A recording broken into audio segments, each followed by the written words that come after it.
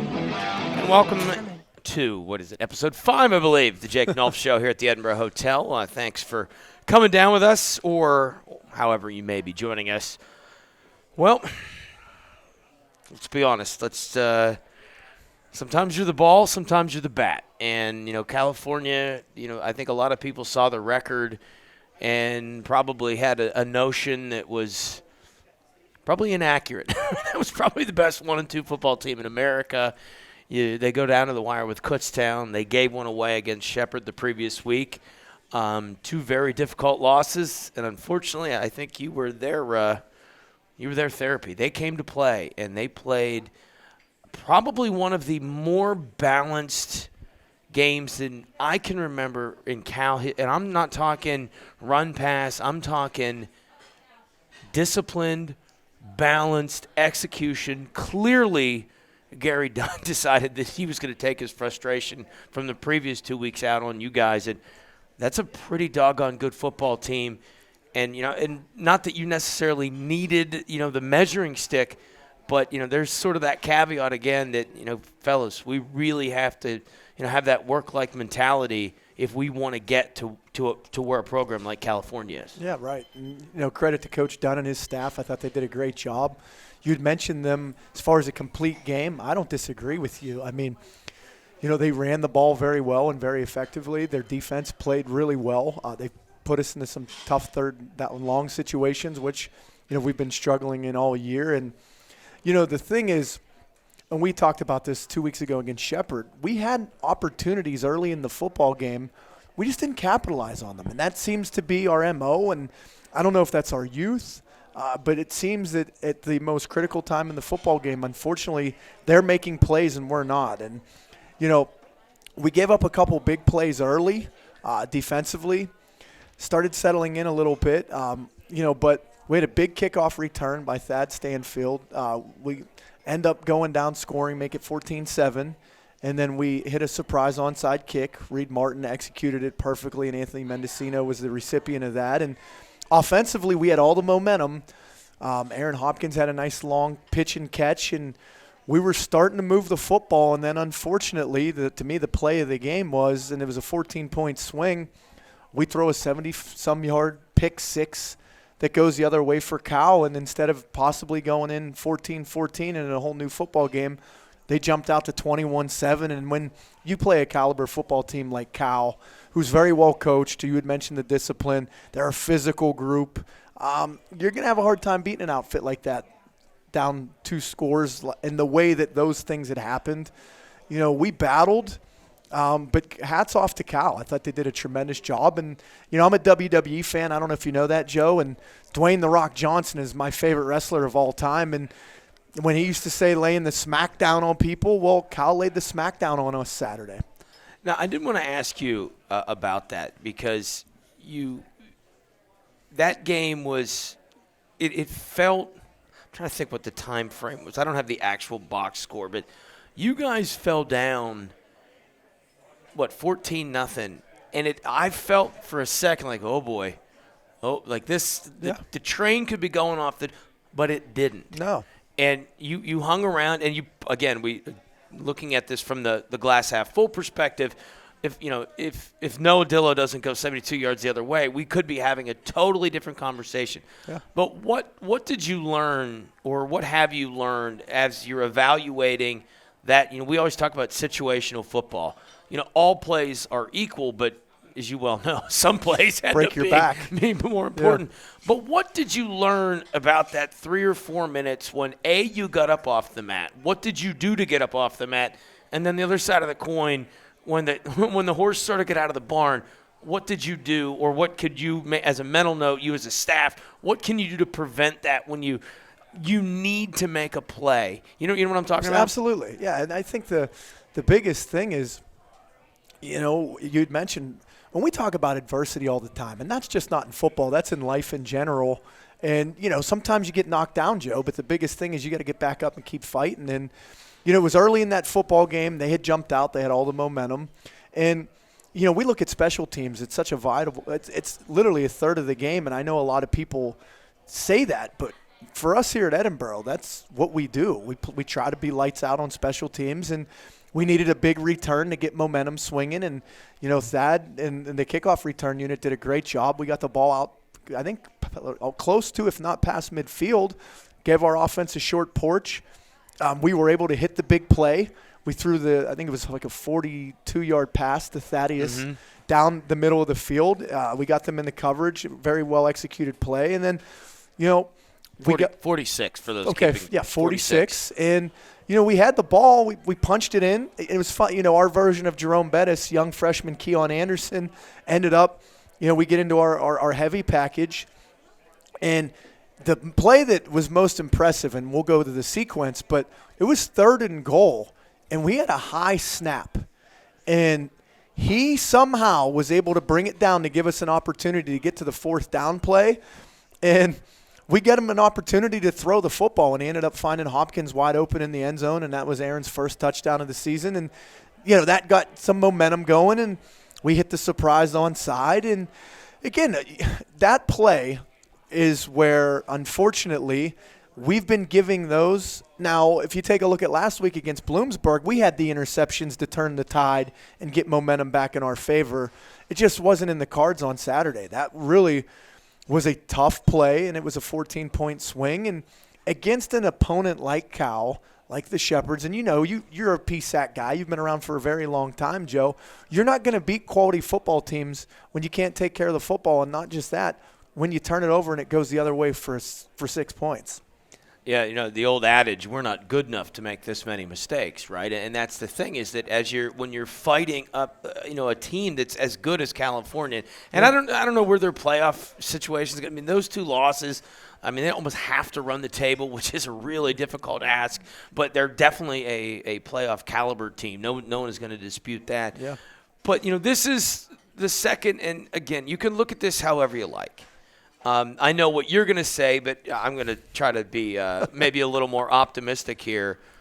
This is 2 out of the last 3 weeks. Your defense has held elite quarterback play relatively in check. And, maybe more so, and I think this is, if we're looking for not the silver line, but the wins, Jaquay Johnson is a legit 3-level threat. And, at this level, you don't have too many guys that are legit threats, short, intermediate, and vertical. And you held him to, I believe, 5 for 40, if I'm not mistaken. 5 for 40. Yeah. As you continue to try to not win. Obviously, you're trying to win, but your focus has to be on getting better. If you're getting better, then you're easily going to win. That's just going to naturally happen. Absolutely. But as you're focusing on improving, that's a significant win for me. Yeah, and that's a good point. But unfortunately, there's, again, I'm a real guy, and I'm going to tell you exactly how it is. The 2 games that you're referring to with Shepherd and Cal, and those guys throwing for less than 200 yards. Well, that's because they ran the ball with high efficiency. And when 3 of your 4 leading tacklers on Saturday, Joe, are defensive backs, that's not a situation that you obviously want to be in. And I thought Cal did a great job from learning from the 2021 game, where we did some things a little differently. We kind of gave them some fits where they just decided that they were just going to line up and mash, and they stuck true to that. And they even jumped into a little bit of tempo. And when you start getting momentum, and then, Joe, we mentioned the 21-7 lead, they played the game how they wanted to play it, and that was, we're going to run the football, we're going to control the clock, we can get into manageable situations that they were in, a lot of 3rd and shorts, and then they, again, the high percentage of execution goes up where we were always chasing the sticks. It seemed like we were chasing the game from the jump, and to me, that's the difference where Cal dictated terms, unfortunately, on Saturday. And, again, credit to them. We've got to do a better job. You never want to spot anybody in early lead just like that, we did on Saturday with Cal. And, there's a lot of valuable things that we can learn from that football game, though. To me is, that they punched us in the mouth. We answered, and we kept fighting. But, you get into a heavyweight contender, they kind of threw a knockout punch there. And but it's one football game. There's a lot of positives that we're going to build on, and that was the message to the team today. Well, the boss lady gave me this to read, so I'm gonna read it. Dr. Robbins. Yeah, join us Thursday, October 6th, from 6 to 9 inside Macomb Fieldhouse as we honor the history and societal impact of Title IX and reflect on 50 years of progress while bringing attention to current challenges, needs, and aspirations. All proceeds from this fun-filled night benefit women's student athletes. Celebration and fundraising events include hors d'oeuvres, cocktails, tours of Macomb Fieldhouse, live music by Brett Austin and friends, highlights and recognition of reunion groups and alumni, a casino night, games and activities, live auction for nostalgia-inspired gifts and memorabilia, and much more. Bring the kids to the College of Education. We'll have supervised designated play area. Visit edinburgh.edu/50 years to register. Now, obviously, not where you wanted to be on the scoreboard, but I thought one thing that is becoming more and more evident, and even though he probably earned Special Teams Player of the Week honors again, Reed Martin did not get it. I want to make sure that I get his stat line correct. 7 punts, 44.4, a long of 55, 2 inside the 20, and this stat not listed, not a return yard on his punts. No. So you guys, to be frank here, have really struggled to stay on schedule offensively. There has to be a certain level of comfort that Reed can constantly flip the field, and for lack of a better term, you don't need to get stupid. I mean, if it's 3rd and 7, you just got to tell Isaac, if it's not there, eat it. Our defense is playing well. We'll kick this thing away. I mean, when you have a young football team and you're trying to take the steps, and you can theoretically eliminate some of those silly mistakes because you've got a punter that can consistently flip the field, I think that's gonna play out well as we move along here. Absolutely, and we talk about that. We never want to force the game, and unfortunately, I think Isaac sometimes tries to put a little too much on his shoulders, and he tries to win the game in every throw. And I know Coach DeMayo and the offensive staff talk about, look, hey, if you got it, take it. It's there. If it's not, throw the ball in the stands. We'll punt. We'll let our defense play. And you can kind of see that progression a little bit more with number 7 as he continues to grow into the quarterback position. Reed Martin is a weapon. And, we knew that when we recruited him 2 years ago. He had an opportunity to kind of show last year what he's able to do, and he's only been able to build on that. And the exciting thing, Joe, is we still got a lot more stuff that we can do with him. So that'll keep our opponent balanced and honest, I think, because not only does he kick the punts, he also handles the kickoff, and that surprise onside kick was executed perfectly because of where he hit the football and what we asked him to do. Now, obviously, I don't want to say this is the elephant in the room, because maybe if there was an elephant in the room, you wouldn't have some of the problems. And we talked about this, Coach Papley and I have talked about this, the lack of size along that defensive line. Pap could be up all night. How much more creativity can you come up with to try to fill those holes? And we talked about inevitably that would happen somewhere along the line where some teams are just literally just going to line it up and run it right at you. And that was sort of Cal's game plan.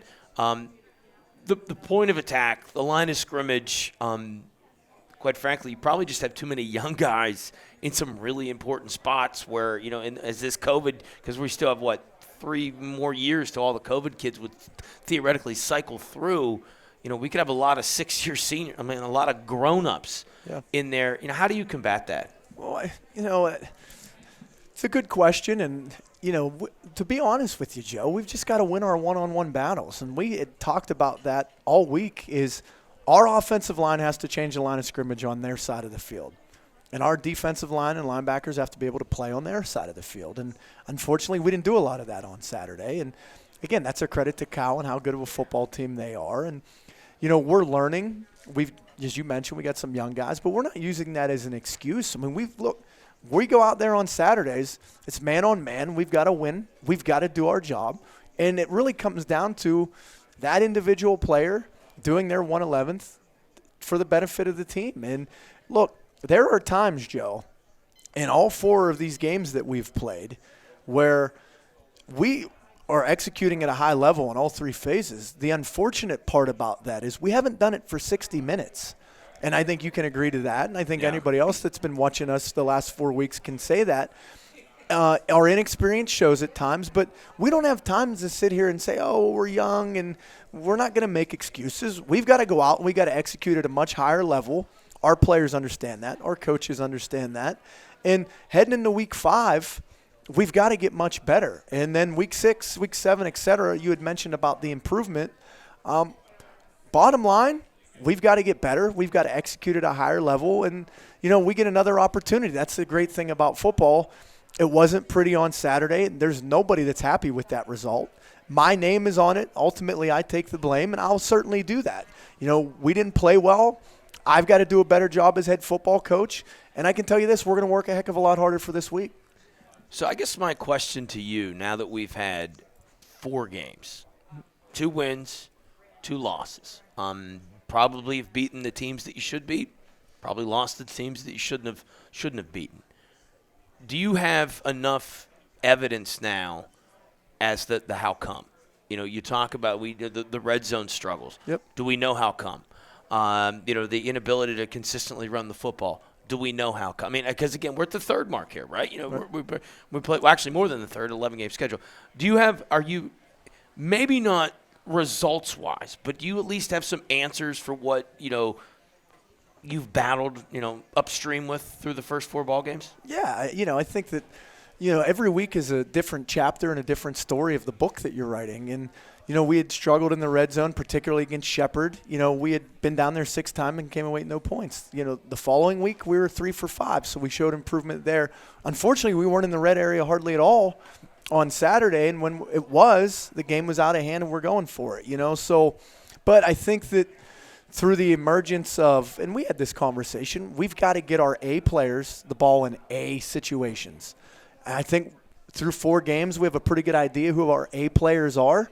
We got to continue to feed those guys when the situations, and we just got to continue to step up and make plays. I mean, to me, look, I got this scenario from Coach Walton, Joe Walton, who was my head coach at Robert Morris. And look, when it comes down to it, our A players have to be A players, and then they've got to be able to take our B players up, and everybody's just got to continue to get better. And that situational football throughout a 4-week snapshot, it's tough because when you look at it, and we've made significant strides, there's no question, but our inefficiency in the red zone, I feel like we have gotten better in those areas. The turnovers, and those are things that when you're an offense, and, we have some playmakers on the outside, but Isaac is still relatively young. He's still getting his feet wet. He's not a Mitchell who started almost 40 games, and we're seeing the quality and the caliber of the opponent we're playing. He's getting better. We've had some guys step up and make some plays. Now, at running back, with Anthony Williams being injured the last couple weeks, that's put a little bit of stress on our young running back core. I expect Anthony to be back this week, so that'll take some pressure off of Isaac. The offensive line, we have 2 guys that have started double digits in that room. They're still working through it, and that's a group to me where the more you play, the better you're going to be. And I always equate the offensive line to the defensive backfield, Joe. Those guys have got to work in unison. They've got to be on the same page, and they have to communicate. And how do you do that? Well, you got to go out and play. It's the same thing with the back 5 in the secondary. If you bust a coverage, everybody sees it. Same thing with the offensive line. If you blow an assignment, everybody sees it. So, we're working through the progress. We know exactly where we've been inefficient. We've been practicing in those areas, and we just got to continue to get better. I can tell you right now, as myself as the head football coach at Edinboro and the staff and our players, we've got a bad taste in our mouth from Saturday, Joe. That was not what we are about. This is only my 2nd season here. That was as bad of a loss as we've had. We're not happy. We're going to get in the lab, and we got to come out and play our best football game on Saturday. One thing I did want to ask you, by the way, Aaron Hopkins is going to join us here in a minute, but I did want to ask you, and obviously this was incredibly unrealistic, for Mike Watkins to average 40 yards a catch for his entire career. But what has been done differently for him? He did get the vertical shot on the touchdown, and then I think basically it was the same Tampa 2 in the same spot against California. Yep. He's like the lid taker offer guy. What can you do to get him to really start stretching the field? Is it something that they've done?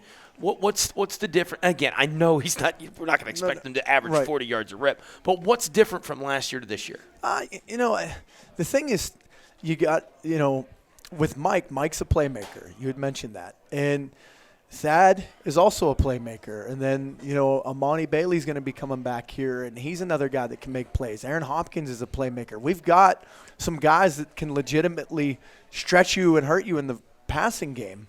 I think with Mike, we try to move him around a couple different places to get him an opportunity and get him some matchups. Unfortunately, coverage dictates where the ball goes most of the time. I think he's done a good job when his number's been called. You had mentioned the touchdown against Bloom before the half in that Tampa 2 where we fit the whole shot. Same type of situation before the half. We got into a 2-minute situation, threw him the ball in the hole. He caught it. The one I know that Mike's going to want back, and, Isaac just left it in the air long enough, was we had him down the field stretched vertically on a double move.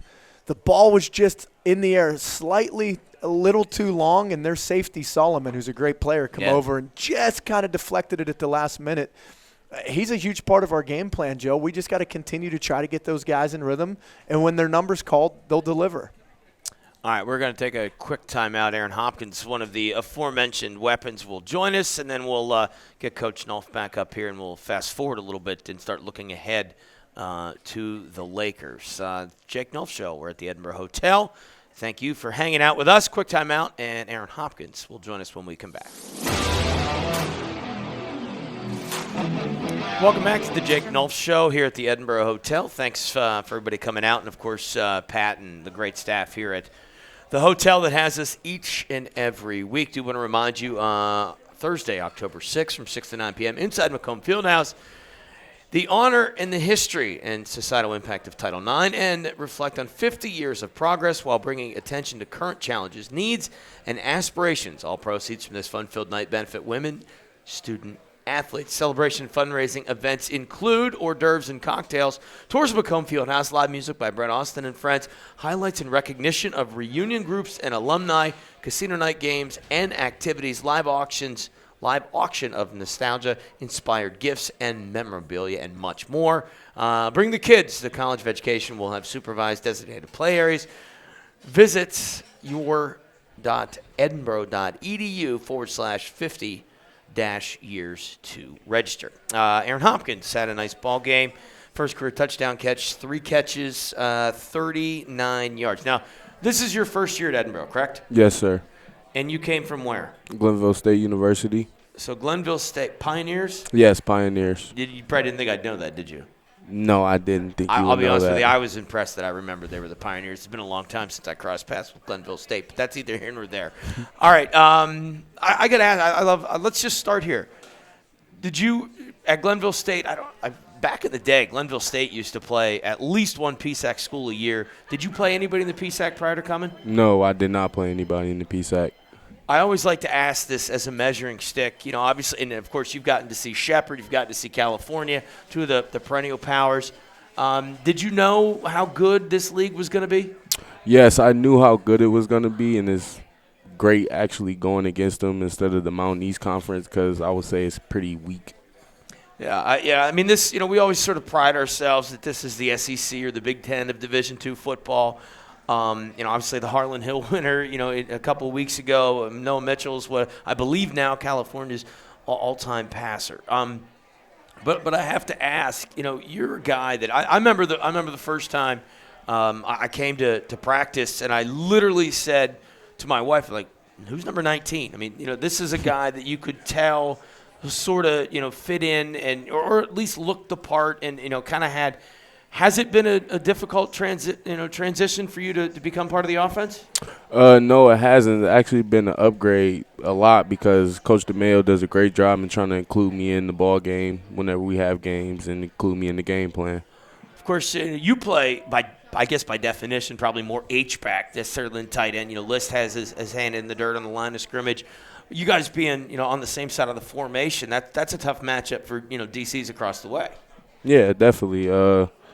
I feel like my game and Brody's game, the other tight end, is going to trouble some of the defensive coordinators coming up because it's a duo to come for sure. Now, the cool – I don't know if you guys saw this. I did retweet it, but you had a nice hurdle. Yeah. That's what I do. There's no track program here, though. Not for the – I'm kidding. I often wonder, does that just happen, in real time? Did you think, is that something that's normal in your arsenal? Yeah, it's pretty normal in my arsenal. It's like a childhood move. I've been doing it for years on years, and if you check back at all my highlights, you will see me hurdling at least once or twice in it. So, that's just a move that I go to usually, and I'm athletic enough to do it. So, all right, now we talk about the being able to play at all three levels. Obviously, you've shown the athleticism.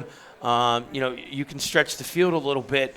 I don't even want to say, being a second tight end, 'cause I don't think that's fair. I think for the most part, you're just another tight end. You guys are in 12 personnel a lot. How fun is it to be where now, as this thing moves along, I think you're going to be, maybe one of the primary targets moving forward.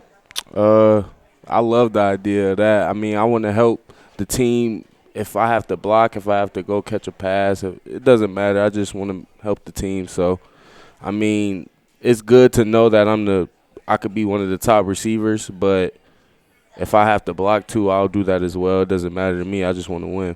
Now, you did have and probably should have had a touchdown pass in the red zone at Shepherd. You were tackled in your efforts to try to catch it. You did catch the touchdown pass in the red zone. That's been an issue. Let's be honest. There's no way around it. Red zone has not been very good. No.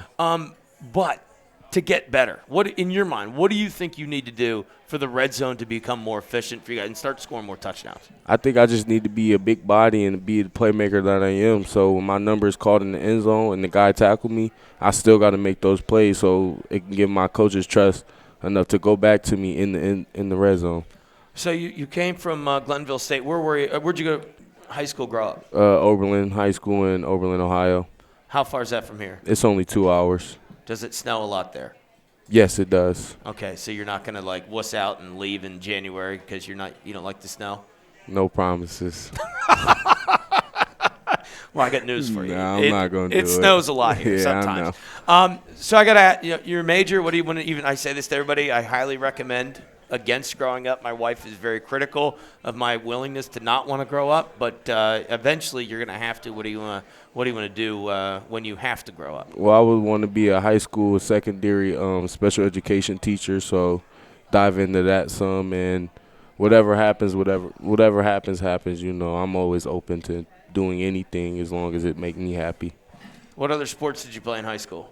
I played basketball, which is kind of my primary sport, and I ran track, and that's all. Would you ever play? There has been a long line of two-sport football players here. You know that, right? I didn't know that. Yeah, there's a couple of guys on the football team that turned out to be pretty good hoopers. Aaron Hopkins, a couple of catches, caught your first touchdown. When that play was called, did you know it was a touchdown? Yeah, I knew it was a touchdown, most definitely. We worked it all practice, and it worked all practice all week, so I knew it was a touchdown. Whatever works in practice works in the game. Certainly, it's going to be a difficult out. That's the thing. You get into the West, man. There's no pushovers. That's the thing, is that they're all going to try to be physical at the point of attack and try to. What can you do in our final moments here with you, Aaron? What can you do to get yourself to be in that all-conference conversation as a tight end? I just got to keep playing my role and helping my team win. I think a little more catches and some yards will help, but I'm not really worried about that in the all-conference. I just want to win that ring at the end of the day. Aaron Hopkins joining us. Another quick timeout. Jake Nulph's going to jump back on with us. We are going to start looking ahead to the Lakers. This is the Jake Nulph Show. We're at the Edinburgh Hotel. I'll be back with more right after this. All right, welcome back to the Jake Nulph Show. We're at the Edinburgh Hotel. We've turned the page on California, and we're looking ahead to the Lakers. This is an odd time, Jake.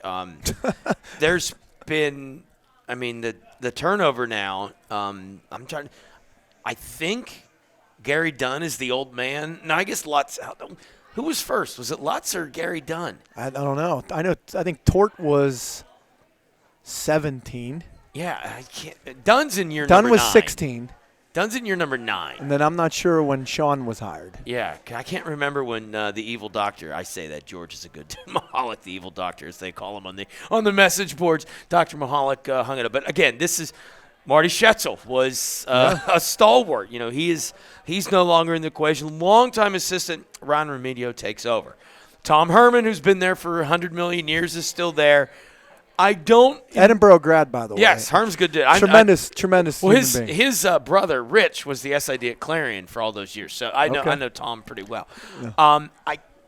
Obviously Remedio's going to have his own identity, but you have the hangover or the holdover, of like Herm.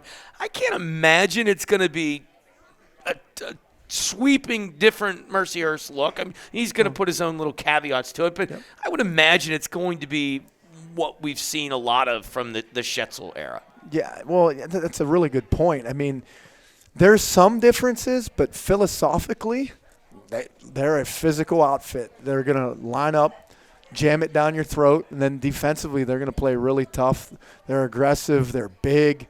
They run well. This is a good football team. And if you look at their 2 losses, IUP, Kutztown.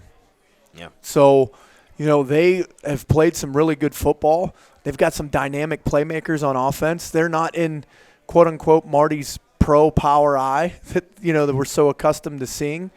But they still want to run the ball. They're just doing a little bit more now out of the one-back stuff. And, the tight end, Armstrong, is a really, really good player. I got a lot of respect for him. They got 2 running backs, Joe, that'll get north and south on you in a hurry and create some problems. The offensive line works well. They're an older group. They've got some miles on their tires. They got some weapons on the perimeter. I mean, the 6'6" wideout, he gave us fits last year, and that was a game where we went into overtime and lost. And, this is a good football team with a lot of players back. They play really good special teams as well. This is going to be a challenge. We're going up there for homecoming. They're going to have the homecoming crowd. And Ryan has done a great job in his first year putting his own spin and his own stamp on things. But the DNA that you had mentioned is still very much Mercyhurst. Yeah, I guess say Marty was Marty. By the way, Marty Schetzel, terrific guy. Hope he's enjoying retirement. You mentioned again, this is the COVID thing, and like Jimmy Terwilliger and I talked about this a couple of years ago. Like, this isn't going to go away until they're all graduated out. So, this COVID year is going to be interesting, but it's GR. This is a team that's played a lot. Now, of all the graduates that are listed, I recognize the lion's share of the name. These are prominently returners, correct? These aren't transfers? No, yeah. They've got some guys that have played a lot of ball in that system. And, the safety, 22, Brickman's a tremendous player because not only – he's kind of like their Reed Martin but doesn't kick. He does more of the returns, and he's a special teams guy, and he's very, very active on defense. He made a heck of a play against Lockhaven as a deep safety coming off the hash. They tried to throw a go ball, and he went and high-pointed it and intercepted. He flashes. He's got some big-time playmaking ability there. Their linebackers are big, physical. They're box guys. They're going to get downhill, and they stop the run, and their front is big and active. The secondary, same thing. Like, that's the one thing I can tell you about watching Mercyhurst, and again, credit to their staff, is this is going to be a physical outfit now. They're not going to want to finesse and dog and pony show you. They're going to play the game the right way, and I got a lot of respect for these guys. In my time covering this league, Mercyhurst, believe it or not, Mercyhurst has probably had the school with the best running back. Like, Brandon Brown Dukes was terrific. The Owens kid from Northeast, who then eventually transferred to Duquesne. Yep. I mean, this is who they are. This is what they want to do. Yep. Shoaf and Elise, what can you tell me about those guys? Oh, they're good. They're really good. They're a nice 1-2 punch. The thing is, the thing that I like about them is there's not a whole lot of juice and wiggle. It's put your foot in the ground, get north and south, and then start making cuts off of that. If they see a crease, they're going to take it and make you pay for it. And not only are they just going to run, Joe, they're going to drop their shoulders and truck you a little bit too. I mean, this is a good outfit.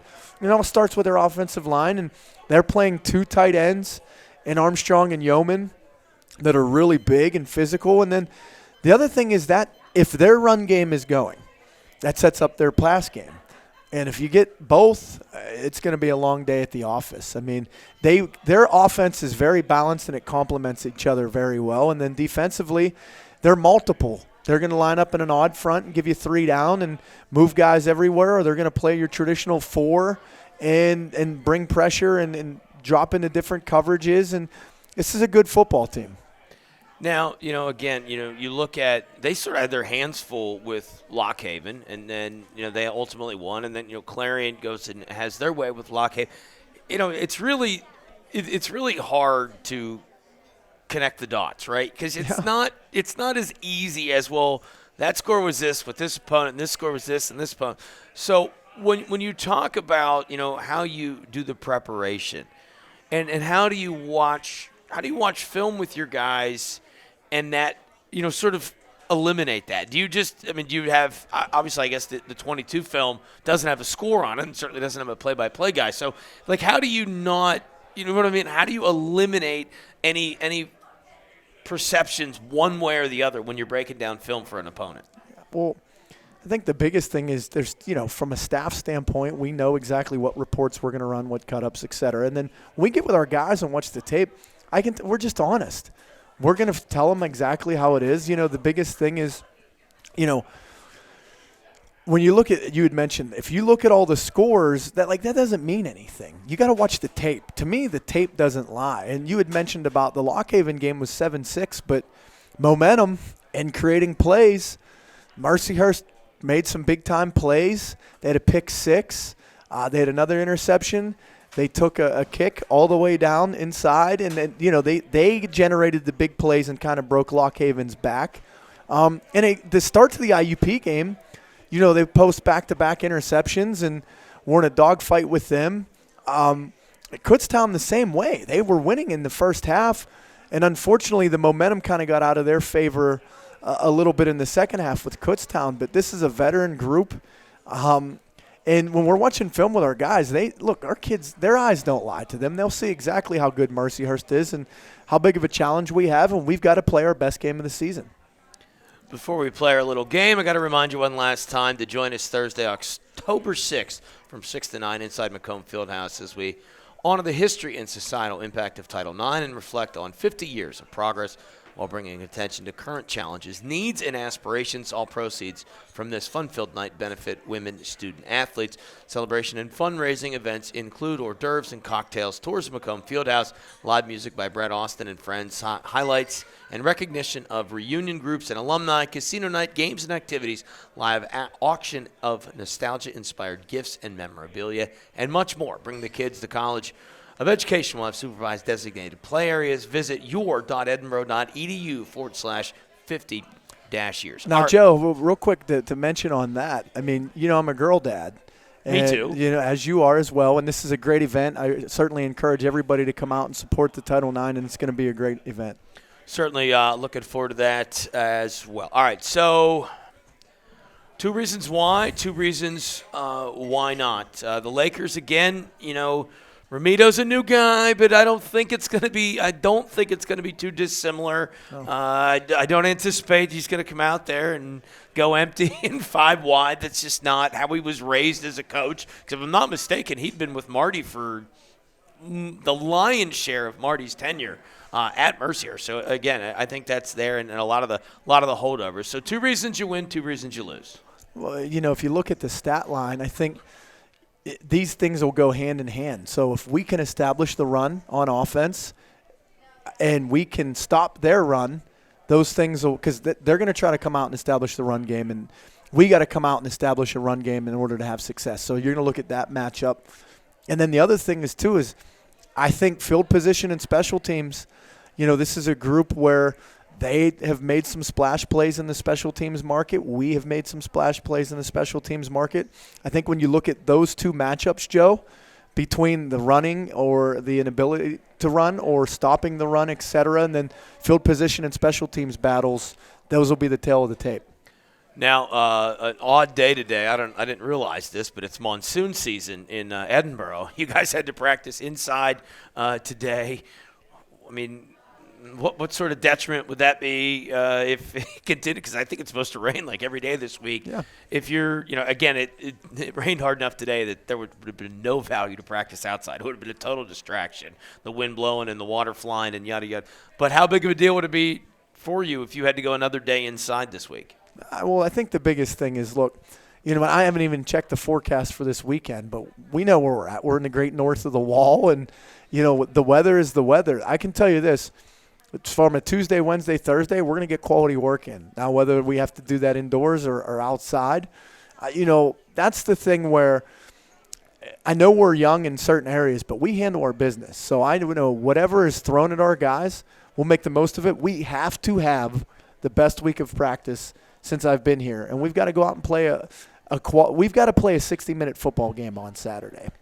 Now, the other thing that's so unique, this is like a high school game. You got a 20-minute bus ride. Which I really enjoy because, as you know, we've been on the road now. I know, but what's Saturday going to be like for you guys? Because, yes, it's a road game, but no, it's not like it's been on the previous road games. Yeah, no, I mean, we're going to get into our normal routine. We're going to treat this like it is a home game, just from a preparation standpoint. The nice thing is, we'll have our pregame meal 4 hours before kickoff, and we'll do our walkthroughs, and then we'll board the bus and head up to Erie. And that's one nice thing I can say with, Mercyhurst and Gannon being so close to us from a travel standpoint. I'm sure they would say the same thing. When you've got to travel a little further distances, it's nice to be able to have those schools right down the road.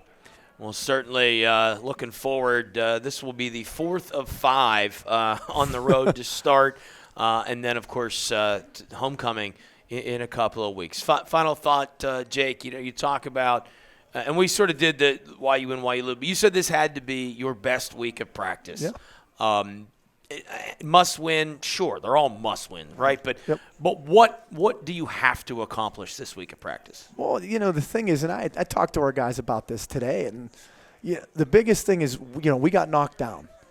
We got to get back up, and we got to get on the horse, and we got to get riding again. There's in the Peace Act, there's no rest for the wicked. We got to get back on the horse, and we got to ride. And to me, that's the biggest tale of the football team is, look, none of us are happy with what happened on Saturday. That was not what any of us wanted to portray or even put on tape, Joe. But you know what? The bottom line is we did that. So we've got to own up to it. We've got to correct those mistakes, and we got to come out. And that's why it's so important for us to have the best week of practice, because if we prepare and we practice with the way that we should be playing on Saturdays, those generally correlate with how you play on Saturdays. So I'm really looking forward to this group, after a tough loss, getting back in the lab, getting back on the field, and really just getting back to the fundamentals and basics and flying around and making plays. All right. Well, I guess 2 o'clock start. So Yes. The pregame show built by Hobbs Lumber will start at 1 o'clock. We will, of course, the Fighting Scots Radio Network presented by ErieInjury.com. I want to thank Barnwood Furniture up the street, of course, the Edinburgh Hotel, Walker Brothers Chevrolet, and, of course, Shane Wills, Caldwell Bankers Select Realty, another one of our great sponsors on the Fighting Scots Radio Network. For Jake Nulph, I'm Joe Lodanosky. This is the Jake Nulph Show from the Edinburgh Hotel. Thanks to Pat. And, of course, I remembered. You didn't until now. I remembered you do have one last thing to say. No, yeah, I do. I just wanted to wish a happy birthday to my dad. His birthday was yesterday, and I know he's definitely watching. So happy birthday, Dad. Love you. Well, happy birthday, Mr. Nulph, as well. So, all right, we are done. Jake Nulph Show will be back next Monday here at the Edinburgh Hotel at 7 o'clock. Thanks to Pat and, of course, Lizzie for recording the show. And we'll talk to you next week. Go Burrow.